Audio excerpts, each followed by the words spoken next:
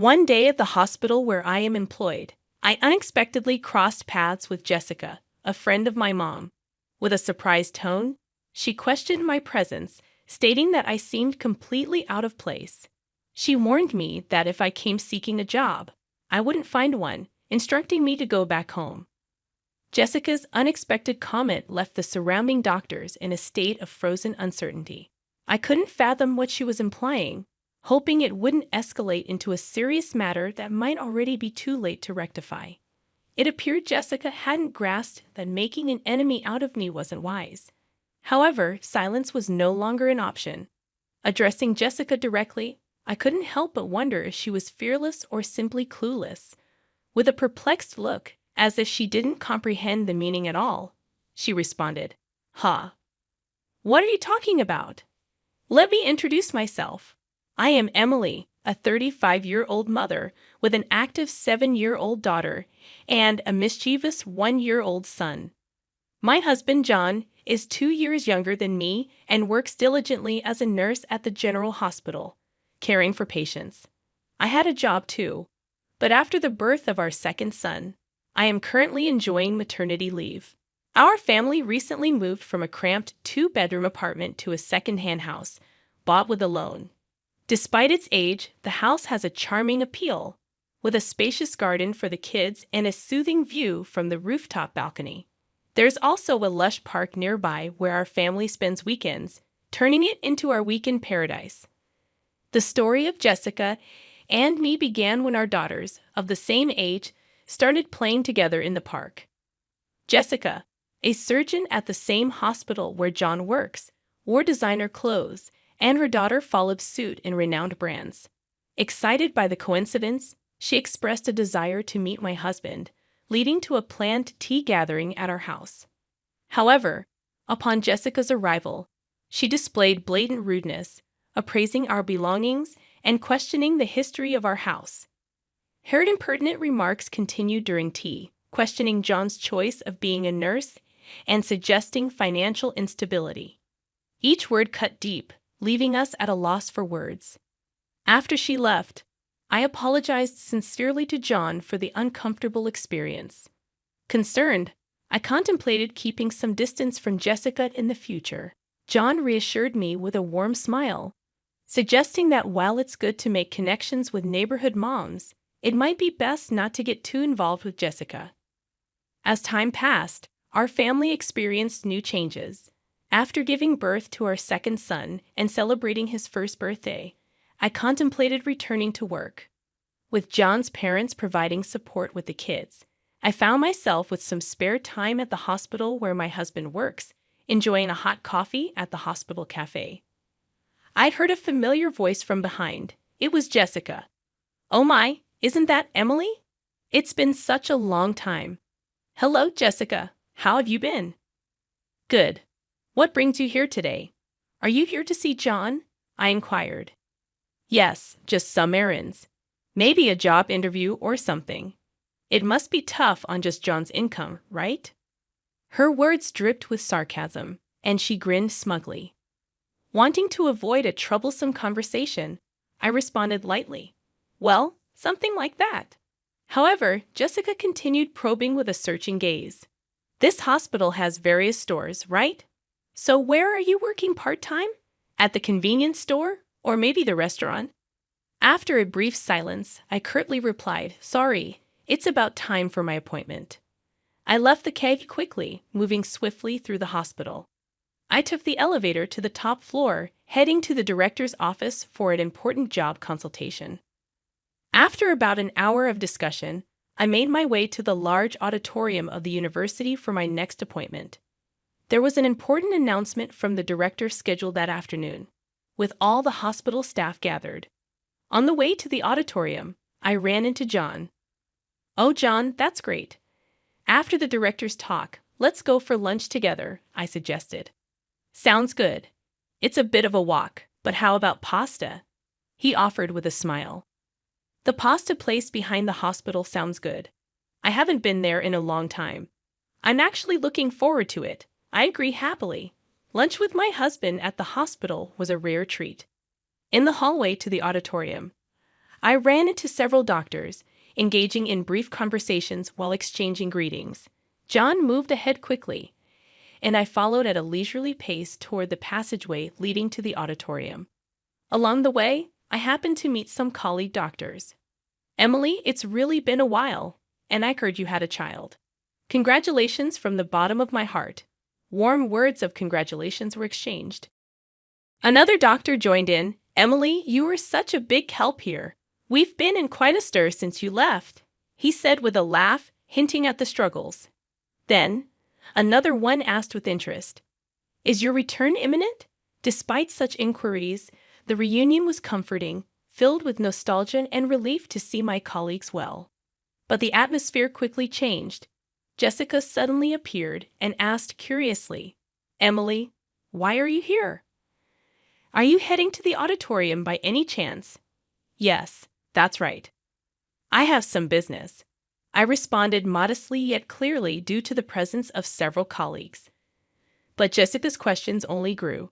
"But the gathering is only for doctors and nurses, right? Why would a part-timer be here?" she asked, not hiding her skepticism. Her remark brought silence to the corridor, a silence that seemed indicative. "A part-time lady like her?" a doctor muttered. "Is she okay, I wonder?" Another doctor murmured worriedly, not wanting to be involved in unnecessary commotion. I tried to weather Jessica's words. However, it seemed to only incite Jessica. "Why are you ignoring me? It's like you don't think at all," Jessica exclaimed with a sneer. "Lost your way? The auditorium isn't this way. If you're looking for part-time work, go the other direction." "Now please leave," she commanded, looking down on me. The doctors present were appalled by Jessica's behavior, but sympathetically, they began to stand by me, attempting to defuse the situation. The surrounding doctors raised their voices in unison against Jessica. Disappointment and anger were evident on their faces, and their voices contained a strong sense of rejection toward Jessica's actions. "Hold on, you! What kind of way is that to speak to Emily? Don't you have any manners? Apologize to her right now," they demanded, not just disapproving but reproaching Jessica's conduct. The doctors gathered, looking tense, and confronted Jessica, the atmosphere charged with tension. Jessica, faced with the united front against her, appeared confused and at a loss for words. What's going on? I just pointed out that she doesn't belong here. The meeting is only for relevant personnel, and she doesn't fit the bill, right?" She tried to justify her stance, but my patience had reached its limit. With a composed tone, but with content sharp as a blade, I addressed Jessica. "Jessica, you really are brave, aren't you? Or is it that you simply can't read the room?" I critiqued calmly. Unable to find a rebuttal, she stared back at me, perplexed. "Huh. What'd you just say?" I calmly made my position clear. "You'll understand soon enough. The actions you took against me and your careless remarks, the serious consequences they could bring." The doctors present showed no sympathy for Jessica. "Look, your future is now utterly uncertain," they said cuttingly. "You might want to start looking for another job while you still can." They nodded earnestly to each other. Clearly cornered, Jessica was still unable to hide her panic and anger. "So why on earth are all of you defending this non-regular employee so much? I don't understand why you rate her so highly," she raised her voice. The conversation among the doctors echoed in the hallway. "Are you the new surgical specialist?" One doctor inquired. "So that's why you don't know Emily? That's quite pitiful," while another added, "Jessica," with anger on her face and indignation in her tone, retorted, "Can you explain what you mean by that?" Her anger stemmed from the belief that judging people by their professional standing, regardless of their duties as a doctor, was against human dignity.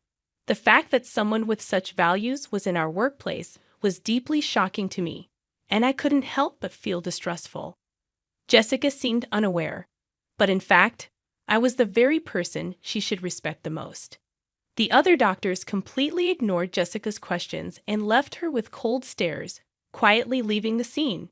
Then I stated calmly, "Well, Jessica, we can talk more about this later. You may find my husband's position as a nurse pitiable, but no matter how hard you try, you can never be like John. Besides, the fact that you find meaning in competing shows a great misunderstanding on your part. Jessica became flustered. Wait a minute. Who on earth are you? You're not just a part-timer, are you?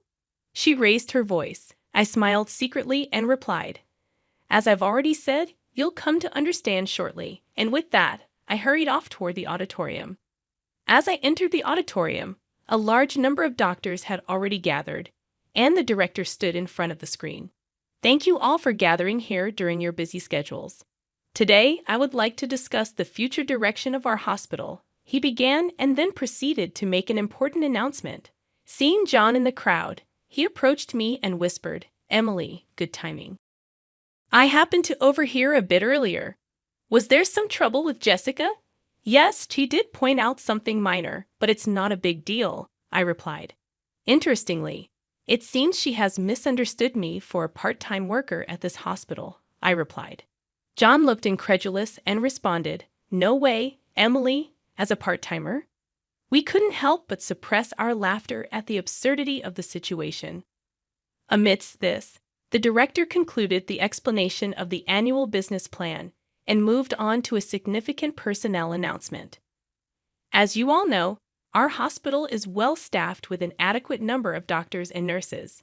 To further improve the quality of our medical services, we plan to actively implement overseas training programs.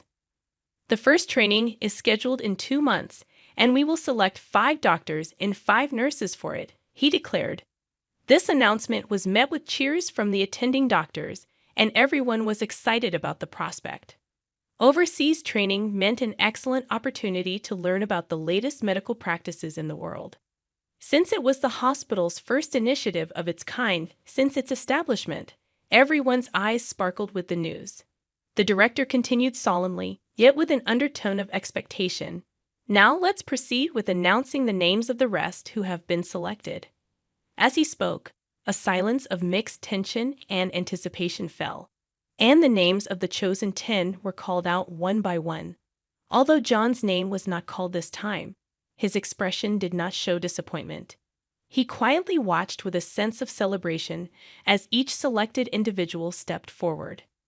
Addressing the 10 lined up on stage, the director asked, Are all of you ready in spirit for the training? Please share a word about your enthusiasm and determination. He gently encouraged them. Each gave a brief, resolute speech, reaffirming their strong intentions. After everyone had spoken, it was finally Jessica's turn. With proper decorum, yet confidently, she said, I am truly grateful for this valuable opportunity for training. I aim to contribute to the further progress of our hospital with the cutting-edge medical techniques I will learn abroad, she said with a polished greeting. Afterward, she turned slowly towards where we were seated and continued with her unique assertive tone. However, this hospital has inexperienced nurses who continue to fail the national exam and impudent individuals who attempt to attend medical conferences despite being non-regular staff. I intend to improve and transform all these aspects. Jessica's provocative declaration changed the atmosphere of the venue, and the looks directed at her turned icy. Her words highlighted the hospital's tensions and how dangerous youthful overconfidence can be, especially the director's sharp gaze seemed to freeze the room, adding significant weight to the situation. The director, maintaining his composure, asked, Jessica, that was about those 2 sitting there, wasn't it? His smile was calm yet did not reach his eyes. You said there were unsuitable people mingled in here, right? Confidently nodding, she answered, Yes, exactly. There are those unfit for this noble assembly, she answered with conviction, remaining composed. The director responded, Street Emily, could you come forward, please? With this unexpected invitation, I, who had been merely an observer, suddenly found myself at the center of attention. Confused and starting to lose her confidence, Jessica questioned, Why? Why are you calling her name? She struggled to grasp the situation, and the director, showing disappointment towards Jessica, said with a quiet voice, Jessica, I am disappointed in you. Emily, please introduce yourself to everyone. Taking a deep breath, I recounted the beginning of my career, important milestones, and my temporary step back to become a mother. I continued, "Hello, everyone. It's been a while. I am Emily, the chief of the medical department. I apologize for any inconvenience my maternity leave may have caused, but I will be resuming my duties next month. I look forward to working with you all again." Jessica's voice couldn't hide her surprise. "Wait, she's the chief of the medical department?" Her eyes searched the room for confirmation. Indeed, as the head of the medical team, I had taken a 2-year parental leave to birth and raise my first son. The director, affirming the truth, added quietly, "By the way, Emily is my daughter." His words resonated in the room with undeniable clarity, defining the reality of the situation. Jessica's expression went from confusion to shock, her mouth agape as if to object to the reality, but no words came out. The room, filled with hospital staff, could not contain its reaction, and suppressed laughter spilled out at the unexpected turn of events. The director began speaking in a relaxed tone. "Jessica, for this upcoming overseas training, you have been assigned to be the team leader. Your deployment will be in a conflict zone in the Middle East. There is a shortage of both medication and medical equipment, and a very challenging situation is anticipated. It will be interesting to see if your abilities will be fully utilized, but don't worry, Emily will be there to support you. Learn as much as you can under her guidance." Proudly, Jessica responded with dignity, "I am a doctor too. Although I have no experience working abroad, my clinical skills and treatment records are first class. I will not allow myself to be underestimated." I replied to Jessica with a calm but firm voice. "Let me make one thing clear, Jessica. In the near future, I am going to take over the directorship of this hospital from my father. Do you understand the weight of this fact?" Jessica's expression stiffened, and seeing this, I continued, "Yes, it seems you understand. Well, depending on my decision, your future in this hospital may be affected." Jessica could no longer hide her agitation, and I calmly added, "I haven't heard such a thing." Jan intervened, calmly adding his words, "Jessica, we had not informed you about that matter beforehand. Your disrespectful attitude towards Emily may well be something you deeply regret in the future." Towards the end of the meeting, the director stated firmly, "Please, everyone, a bit of silence. Jessica, in the discussions here, in the end, results are everything. No matter how excellent you may be, that is just one aspect. What's important is the results you can achieve in this hospital, and on that front, I have great expectations of you." Jessica fell silent at the director's words, bowed her head, and nodded without saying anything. The director concluded with that, today's meeting is adjourned." As his words ended, everyone in the auditorium stood up and returned to their respective places. Stepping out of the director's office leisurely, I casually said, "Shall we go for lunch? I've got a craving for pasta today." Side by side with John, I started walking towards our favorite pasta place in the backyard, leaving the hospital building behind.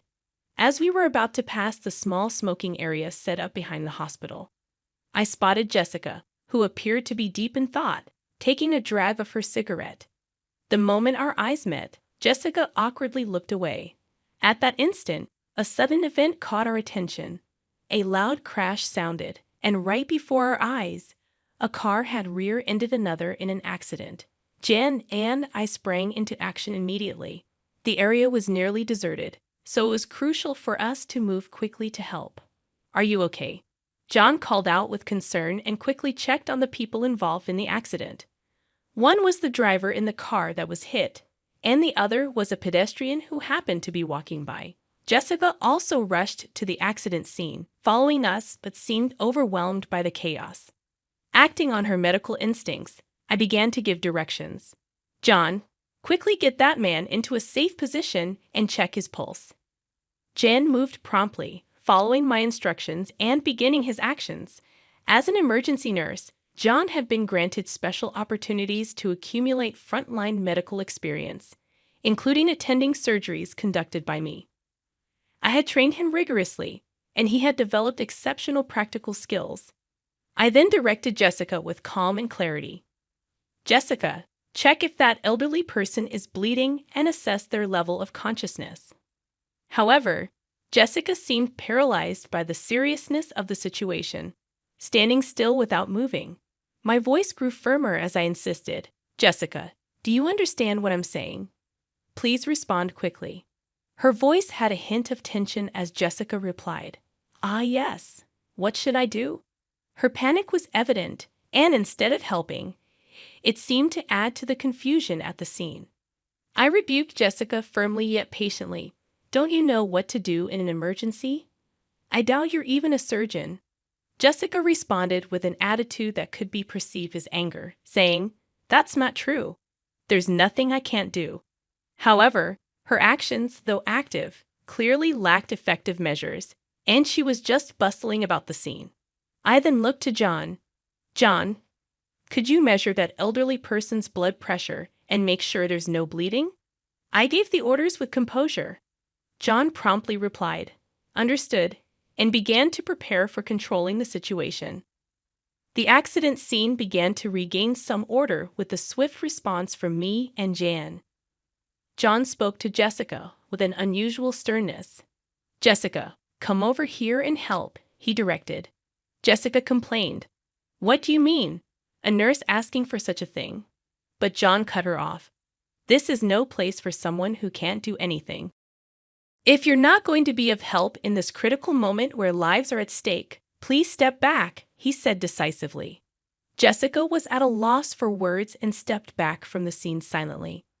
John reviewed the situation and reported to me, the vitals are stable, but there might be internal damage. We should conduct a thorough examination as soon as possible.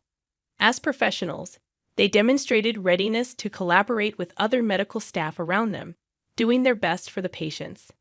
I directed the response with a steady demeanor. Let's begin the procedures then. The driver over there seems to be disoriented, but I don't see any serious symptoms. Let's move him out of here. I then turned to Jessica. Could you please call an ambulance on your cell phone? Despite my words, Jessica stood frozen, unable to move.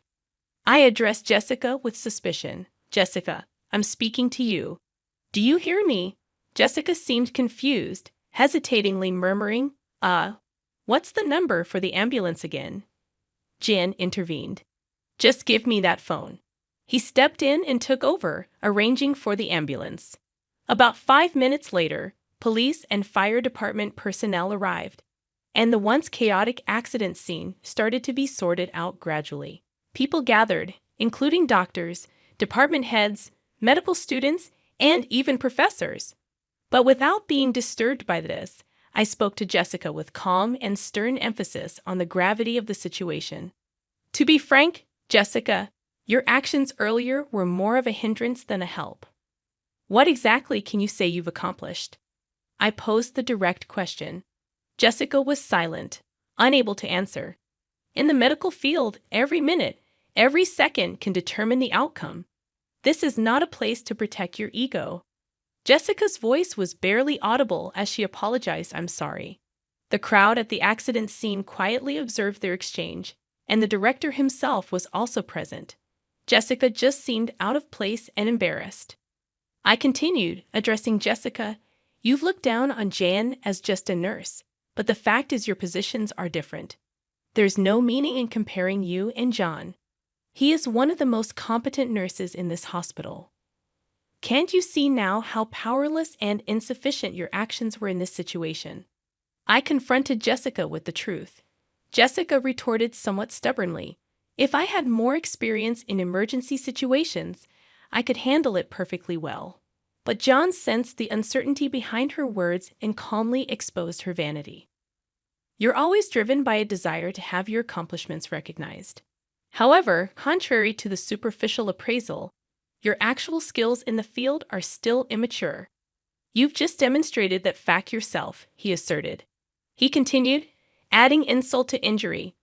You say you'll gain experience in emergency treatment in the future, but this moment is also a practical situation.